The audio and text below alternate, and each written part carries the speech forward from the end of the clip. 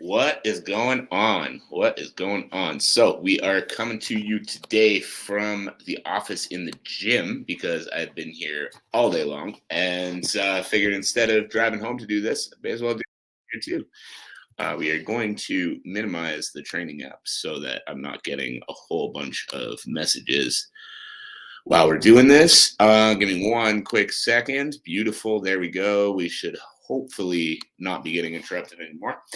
So I hope you guys are all having a fantastic Monday. As you tune in, make sure to drop a quick comment. Let me know how your Monday has been for you, how your weekend was, and all the athletes out there. Let me know if you've got any competitions coming up, what you are competing in, and even more particularly, what kind of things are you struggling with? What things do you need help with? The goal of this show is to help you, and we do that best when we actually know what it is you're struggling with.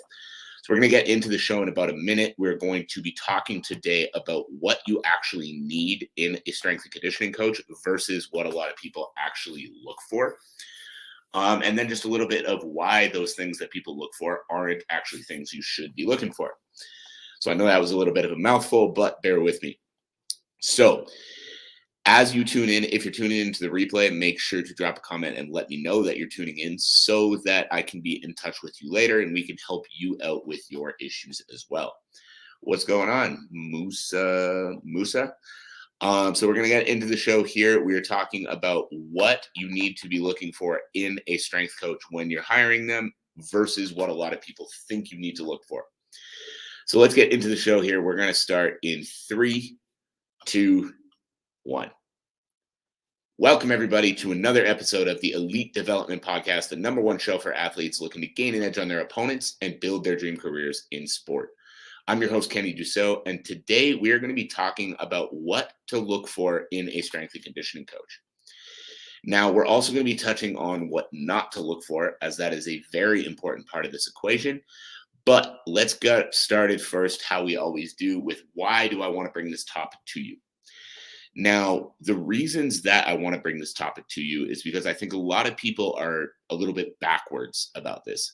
A lot of people don't really understand, first, what a strength and conditioning coach actually does, or at least what a good one does. But second, a lot of people really just don't understand what they actually need in a good strength and conditioning coach. So let's get into it. What do you need in a strength and conditioning coach? So the first thing we're going to touch on is what not to look for. So the first thing I see a lot of athletes looking for when they are looking for strength coaches is they're looking for one of the first ones is someone who competed at a high level in their sport. Now, the reason a lot of people look for this, and the reason I see a lot of athletes looking for this, is they think if this person competed at a high level, that means they know how to train me to compete at a high level too. So let's break down why that is just not correct. So a lot of the time, high level athletes, first of all, have great genetics. So them being high level doesn't necessarily mean that they didn't train very well themselves, but them being high level does not mean that their strength and conditioning program was the ultimate program that could have been done. So them being high level doesn't mean that their strength and conditioning is actually good. The second thing is them being a high level athlete. One of the things that all high level athletes have in common across the board, or most of the high level athletes have in common across the board, is work ethic. These athletes wanted to be professionals. These athletes wanted to conquer the world. These athletes wanted to reach these high levels in their sport. And as a result, regardless of the program that they're on, they're going to train their asses off and they're going to do everything they can in order to achieve the greatness that they've achieved in their careers. And if you don't have that quality naturally ingrained in you, following their program is not going to magically make you a great athlete.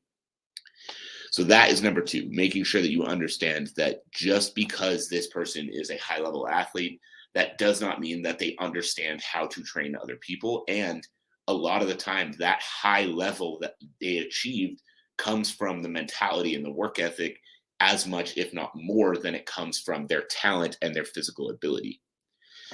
Now, the last thing, and this one is very, very important, and I want to preface this by saying This is not every high level athlete. I'm not sitting here saying that if you are a high level athlete, you can't be a good strength coach. But the last one I want to touch on here is that oftentimes, like I said, high level athletes have the mental side of the game pretty locked in. They have the physical side of the game pretty locked in, regardless of the quality of their training. Sometimes it's good, sometimes it's not. Regardless, though, if they are working with the relentless work ethic that they have, they're going to make drastic improvements. And so one of the issues that I see a lot when high level athletes become strength coaches is they don't understand how to instill that work ethic in other people because they just had it naturally. So it turns into a lot of, negative things like calling younger athletes pussies and stuff like that when they're not naturally inclined to work the way that this former athlete is inclined to work. So these are just a few reasons why just being a high level athlete is not a qualification to become a strength coach. The second thing that you want to make sure you are not looking for when it comes to hiring a strength and conditioning coach is just looking for someone that's jacked. Now, as much as I wish I could say, I'm the most jacked guy out there and all that, I'm definitely not. I'm in good shape, but I'm not, some massive looking freak of nature. And the reason you don't want to look for someone who's just jacked as a strength coach, which a lot of people think you do, is that them having big muscles does not mean that they know how to train you to be an athlete. Big muscles do not equal good athlete. Let me say that one more time. Big muscles, being in shape, does not equal being a good athlete. That's just not that simple. Now, being strong is very important to being athletic, but if their whole focus is bodybuilding, building size, building strength, and they don't know how to translate that into plyometrics, they don't know how to translate that into sprint work, change of direction, anything like that, the chances are they're not going to be able to make you into a great athlete just because they're in great shape. Does that make sense? So now let's start talking about the one and only very simple answer that you need to understand when you are hiring a strength coach. What are you looking for when you are hiring a strength coach? Plain and simple, you're looking for results. You're looking for results. When you are hiring a strength coach, the number one thing on your mind needs to be, what kind of results is this person going to be able to help me achieve in terms of coming to the next level in my sport? So, what kind of results is this person going to be able to help me achieve when it comes to reaching the next level in my sport? Now, the reason this is so important is because, and the reason I wanted to bring this up selfishly, because I have a lot of athletes that say, oh, all of your programs sound like they make sense and they sound like you really know what you're doing and you clearly get good results with the athletes you work with, but I need to work with someone in person. And if you're not in my city, why would you rather work with someone who you don't see as, the same authority, all of that, versus working with me online with a proven system that's helping athletes around the world get the results that you're looking for in your sport? And I understand people have their preconceived biases about these things. I understand that people, have that mentality of like, oh, I need a coach right there with me. But if you're speaking to a coach and you think this is the person that's going to help me get to the next level, you think this is the person that knows what they're talking about, you think this is the person that's going to do it for me, why would you let something like that stand in your way? Why would you let the fact that it's going to be virtual versus in person stand in your way instead of trying out the system that you've already said you believe can help you get to the next level? It doesn't make any sense. So what are you looking for when you're hiring a strength coach? You're looking for results. You're looking for someone who is going to be able to help you level up and achieve the next level in your sport that you say you so desire. Now, how are you going to understand what coach is going to be able to get you results? How are you going to understand this? Plain and simple, talk to them. Have the discussion. what results are you looking to achieve? So for myself, I work with a lot of combat sports athletes, MMA fighters, boxers, Muay Thai fighters, jiu-jitsu athletes, all of that, all of the above. And so when I have those conversations with athletes, I'm at a very nice point where I can interview athletes to see who I decide I want to work with. But when I have those conversations with athletes, those are the first things I'm asking. Those are the first things I want to know is what kind of results do you want to achieve? Do you want to make the UFC? Do you want to become a world champion? Are you just looking to, have a couple of fights and then be off to the races and have that be it? What results do you want to achieve? Because if I understand as an athlete what results you're after, then immediately what I can do is I can take that number, I can take that information, what results you are after, and then I can figure out what's getting in the way. What result do you want to achieve? And why have you not been able to achieve that result so far? And then when I can understand those things, now I can show you the plan that I can put together to help you achieve that result.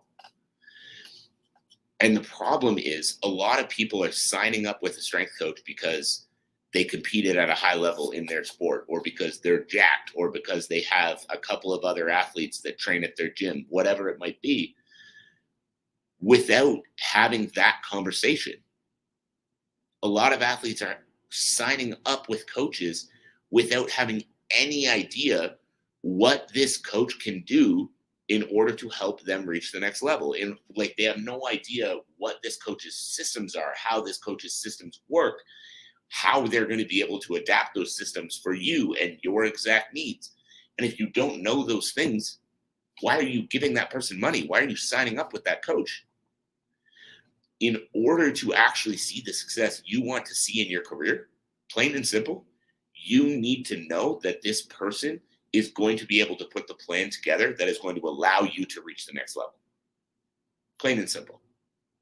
So you need to have the discussion with them. You need to communicate with them what kind of results you're trying to achieve. And you need to ask them, how are you going to be able to help me do that? And if they don't have a straight up plan that makes sense to you, this is not the right coach for you. But if they are able to show you from where you're at right now, this is how we progress to this level. And when you're at this level, here's where we move from there. Now you are going to be confident that you're putting your trust in the right person. So as a quick summary, what do you not need to be looking for when you are hiring a strength and conditioning coach? Number one, you do not need someone who has competed at a high level in your sport. Having knowledge of a sport does not mean you have knowledge on how to build an athlete. Having knowledge of how the sport of MMA works does not mean you understand how to make someone faster, how to make someone stronger, how to balance out someone's muscular imbalances, how to develop a program to condition them for 5 rounds effectively. Because just the fact that you fought yourself does not mean that your conditioning program was the best conditioning program out there. And in turn, also doesn't mean you know how to adapt it to make it good for every individual out there. The next thing you do not need to be looking for when it comes to hiring a strength coach is someone who is jacked. Knowing how to build muscle and knowing how to build athleticism are two very different things. Now, this doesn't mean that someone who's big and strong is not going to be a big strength coach. Don't write them off because of that, but you need to dig into that conversation more. And how do we dig into that conversation? Plain and simple, the questions you need to be asking, you need to be clear on what goals you are trying to achieve. You need to be clear on what levels you actually want to get to. And in turn, you need to be in a position where you understand how that coach is going to help you achieve those things. So as an example, athlete comes in, says, hey, I want to reach the UFC. But right now, my gas tank is garbage. I can't go more than like 2 rounds without gassing out. I have this bad shoulder and, I really struggle with my tight hips, so I can't throw head kicks. So now I have information. I'm able to sit down and I'm able to walk that athlete through how my conditioning protocols work and how what we do from a conditioning standpoint is going to help them. In turn, what we do in terms of building strength through injured joints to make sure that we're not only fixing the injury, but actually reinforcing it so that the injury doesn't come back. And number three, mobility protocols we use to help ensure that we can not only fix tight hips, but also improve those tight hips over time to make sure that they don't turn into something worse. So, armed with that information, I can actually show them the plan. And when I can actually show them the plan, they can actually see that starting on this program is going to be of benefit to them. So, I hope that makes sense. And I hope as you are looking for a strength and conditioning coach, you have a little bit of a better idea of the things to look for and the things not to look for. Instead of just looking and saying, this guy fought in the UFC and signing up, talk to them about the issues you have personally and get the information on how it is they can help you with those issues. If the answer is a lot of ums and ahs and I'm not sure how to run, it does not matter that they fought in the UFC. They don't know what they're doing. They are not the coach for you. If they're able to sit down and lay out a plan and show you what they're going to do and how they're going to help you, now you understand that you are on the right path. And in turn, you are understanding that you are in the right gym, you are working with the right people. And in the end, you are going to put yourself in a better position to make progress. So I hope that was helpful. I hope you got a little something out of that. If you did, make sure to drop me a comment. Make sure to send me a message and let me know what that was. I always enjoy hearing what you guys are getting out of these episodes. And I hope you have a fantastic rest of your evening. I'll talk to you all again soon.